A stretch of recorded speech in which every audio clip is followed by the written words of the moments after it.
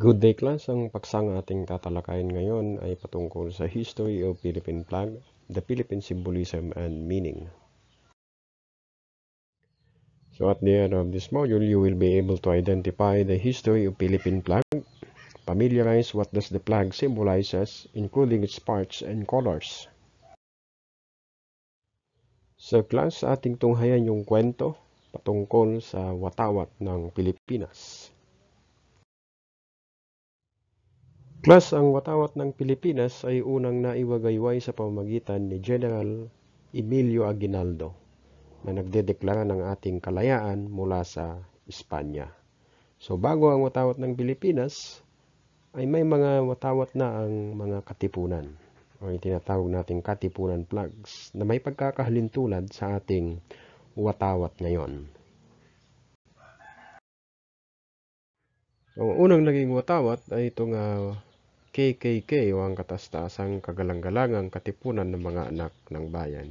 With the establishment of the Katipunan, si Andres Bonifacio ay nag-request sa kanyang asawa na si Gregoria de Jesus at sa tulong na din ni Benita Rodriguez na sila ay gumawa ng flag for the society. So makikita natin dito isang simpleng watawat na may kulay pula at may puting letra ng KKK. So ang pulang tela na ito, it is locally called kundiman. Then yung kulay pula naman, it represents yung dugo at katapangan ng mga katipunero na handang ipaglaban yung ating kalayaan at handang magbuwis ng buhay. So ang flag na ito ay it was developed during the first cry of nationhood. So at the District of North Manila. Ito ay naganap sa Manila in August 1896. So ito yung pinakaunang opisyal na watawat, or this was the first official flag of the society. Next ay ang flag na ito kung saan yung isang letrang K ay nasa taas or in equilateral triangle yung position. So yung flag na ito again, same with the first one, ang kulay pula ay sumisimbolo sa dugo ng mga kasapi ng katipunan. Na kung saan yung kanilang yung mga kasapi ng katipunan ay isinulat nila yung kanilang pangalan bilang kasapi sa pamamagitan ng kanilang sariling dugo. Next is the Andres Bonifacio's flag in 1892.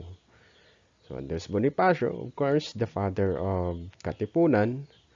Ang personal flag niyang ito ay it represents a white sun, as we can see, with a definite number of rays. So below the sun, makikita natin yung tatlong K arranged horizontally. So ang flag na ito, this was shown on August 23, 1896 during the cry of Pugadlawin. So during the cry of Pugadlawin, as we go back to history, dito nila pinunit yung kanilang mga sedula. Mga sedula nila, pinunit nila with Andres Bonifacio at iba pang mga katipunero bilang tanda ng kanilang pag-aaklas sa mga Espanyol. So this flag was used during the Battle of San Juan del Monte.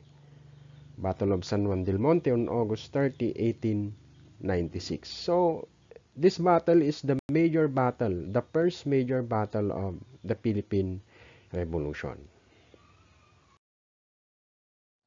Next, from 1897 to 1899, meron na tayong revolutionary government kung saan ito ay pinangunahan ni General Pio del Pilar, isa sa mga pinagkakatiwalaan ni Emilio Aguinaldo na siyang ginamit nila doon sa dapak of biyak na bato. Ang bandilang ito ay tinawag ding bandila ng matagumpay or the flag of the victorious at unang ginamit noong July 11, 1895. The sun has an 8 rays na sumisimbolo sa 8 probinsya that were placed under martial law by the Spanish colonial government for rising up in rebellion. So, ang walong sinag na ito, sinisimbolo niya itong Tarlac, Nueva Ecija, Pampanga, Bulacan, Manila, Cavite, Laguna, and Batangas. Next ay itong skull plug ni General Mariano Llanera. Ito ay kanyang ginamit noon sa probinsya ng Bulacan, Tarlac, Pampanga, and Nueva Ecija. So, ang kulay itim na yan ay inspired by during the secret initiation rites ng mga first degree Katipuneros. Okay? So, the flag was for the camp of General Mariano doon sa Cabiao, Nueva Ecija. At siya ay kilala sa pagiging matapang at reckless fighter. Siya ay kilala sa katagang ito na "Let us fight to the finish" is one of his favorite remarks. Sunod dito ay the Aguinaldo Magdalo Flag on August 30, 1896. So, the Magdalo faction ng Katipunan in Cavite na pinamumunuan ni General Emilio Aguinaldo. As we can see, it has a red ensign with the sun, and at the center of the sun is yung letter K. So, letter K yan. It was written in the ancient Filipino alphabet. So, this was the flag adopted by General Emilio Aguinaldo for his Magdalo group at Kawit, Cavite. So, Aguinaldo referred to this flag in his proclamation of October 31, 1896. Sinabi niya, "Filipino people, the hour has arrived to shed blood for the conquest of our liberty. Assemble and follow the flag of the revolution." So, ang flag na ito, it stands for liberty, equality, and fraternity. Another variation is the Son of Liberty of the Naik Assembly in 1897 and the flag used by the Republic of Biak na bato. So, it is also called as the Son of Liberty flag. So, ito yung unang naging official flag ng revolutionary government ni Emilio Aguinaldo. It was the first Filipino national flag.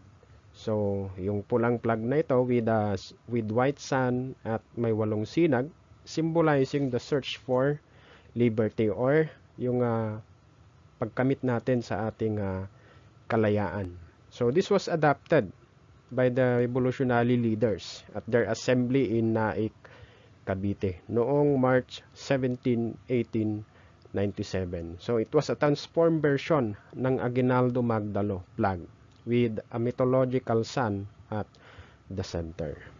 So, ang flag na ito ay nagpapakita ng yung hangarin ng mga Pilipino for independence as of the Filipino nation as a whole. So, rather than the Katipunan society alone. So, for the sun, nation, yun yung simbolo ng sun. It is a nation. So, tinanggal nito yung mga letrang KKK as the center of their sign. So, it was raised and waved. Ito ay tinahi during some of the bloodiest days of the revolution. But unfortunately, ito ay hindi nagtagal. So, ang flag na ito, it served as the national flag and was used for less than a year. So, because the Filipinos signed a truce with the Spanish authorities or yung binanggit natin na Pact of Biak na bato on December 14 to 15, 1897.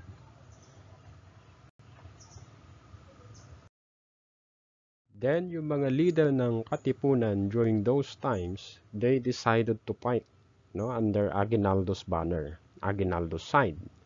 So, itong Son of Liberty flag, yung kanilang gamit-gamit in that time. So, aside from being formally educated, si Aguinaldo ay winning his battles. Samantalang si Bonifacio ay unti-unti nang natatalo. So, for the same reason, Aguinaldo's flag was said to have become the basis for the design of the new flag of the revolutionary government. Ito nga tinatawag nating the Sun of Liberty. So, itong revolutionary government under Emilio Aguinaldo ay was responsible also for yung pag-utos na ipapatay or to execute Andres Bonifacio dahil he was charged of treason. Dahil or treason meaning yung pagtalikod or betrayal sa government for a provocative rebellion against the new government. So ang Son of Liberty flag was approved on March 17, 1897 in Naik, Cavite. Next is the Gregorio del Pilar's tricolor flag in 1897. So it was also used during the Battle of Pasong Balete and the Battle of Tirad Pass. So Gregorio del Pilar ay ang batang general. So this Filipino flag is similar to the flag of Cuba according to Del Pilar. So the upper, yung pula, stood for the Katipunan color, and yung black was motivated by General Llanera's flag, or hango ito sa flag ni General Llanera. And the blue triangle at the left indicates comradeship with the revolutionary flag of Cuba. So the flag took its last stand against the Americans in Tirad Pass, Ilocos Sur. Then came finally itong second phase of the Philippine Revolution noong 1898 to 1902. Dito na nagumpisa yung pag-asa for creating the first Philippine Republic. And one of the first tasks of the founders ay itong who were exiled abroad is to produce yung paggawa ng bagong flag at paggawa ng national anthem bilang simbolo ng ating bansa. So the Philippine national flag was designed by Emilio Aguinaldo during his exile in Hong Kong. So the flag ay tinahi sa 535 Morrison Hill, Hong Kong by Mrs. Marcela Marino Agoncillo. So siya yung tumahi ng ating pambansang watawat. Siya ay asawa ng first Filipino diplomat na si Felipe Agoncillo. Because of her sewing skills, siya ay magaling bilang isang mananahi. With the help of her daughter, sa tulong ng kanyang mga anak na sila Lorenza and Mrs. Delfina Herbosa de Natividad, na siyang pamangkin ni Dr. Jose P. Rizal at ang asawa ni General Salvador Natividad. They skillfully sewed what was later to be known as the sun and the stars. Diyan ang ating watawat. Ito ay natapos within 5 days at ito ay naibigay kay Aguinaldo bago siya bumalik ng Pilipinas. So ito ay unang naiwagayway sa bahay ni Emilio Aguinaldo sa Cavite noong June 12, 1898 sa pagproklama niya ng ating kalayaan mula sa Espanya. So ang watawat natin na ito ay nagamit noong June 12, 1898 to April 1, 1901. At ito ay may same na kulay gaya ng pula at asul as found on. Dahil pagkatapos ba iproklama ni Emilio Aguinaldo yung ating kalayaan mula sa Espanya, sumunod na sumakop sa atin ay ang Estados Unidos. Sila ay nagtatag ng isang military government sa Pilipinas at ipinagbawal pa nila yung pagdi-display ng ating watawat. But then, likas sa ating mga Pilipino, yung pagiging makabayan natin, yung pagmamahal natin sa ating bansa, kaya't patuloy silang nakipaglaban, patuloy silang nakibaka. Kaya nga naman, ang ginawa ng mga Amerikano, sila ay nagtatag ng isang flag law.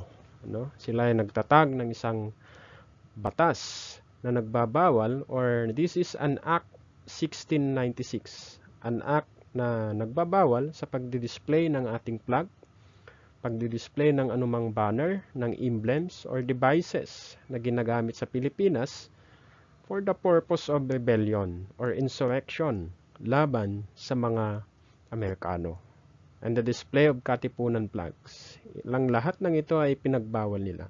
So, ito yung flag law na in-implement ng mga Amerikano. So, the US flag was used as the official flag of the Philippines noong 1898 to 1946.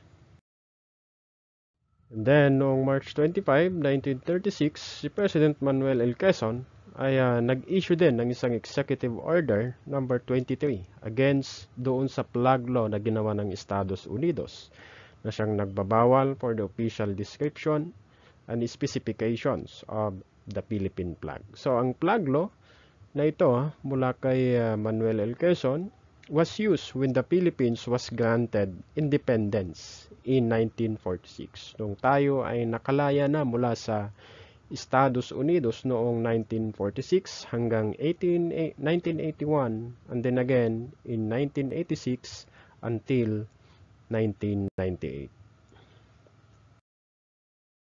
Next na ating tatalakayin ay ang kahulugan ng watawat ng Pilipinas.